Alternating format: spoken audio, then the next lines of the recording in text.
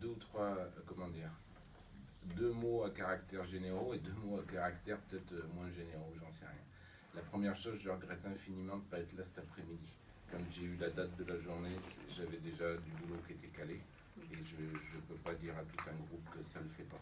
Ça me gêne trop de faire un truc comme ça. Donc voilà, je ne suis pas là et ça, je regrette infiniment.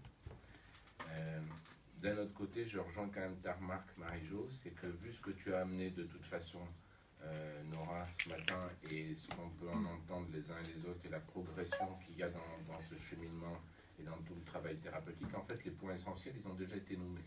Voilà. Mais ce n'est pas des blagues, ils ont déjà été nommés. Donc ce que je vais dire fait que reprendre avec ma sauce, je dirais avec mon vocabulaire, mais ce que tu as déjà amené tout à l'heure, c'est vraiment tout à fait sérieux. Ce matin, à la première heure ouvrable, j'étais avec un monsieur donc, que je recevais, et le monsieur faisait d'un coup un constat étrange. Il me disait j'ai plus envie de m'adapter. Et ça m'a fait tilt.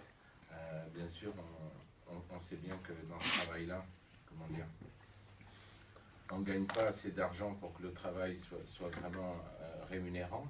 Par contre, on apprend beaucoup parce que les autres nous soignent un peu au fur et à mesure. Donc ce matin, quand le monsieur il a commencé à dire « j'ai plus envie de m'adapter », je me suis dit « tiens, ça me parle quelque part ».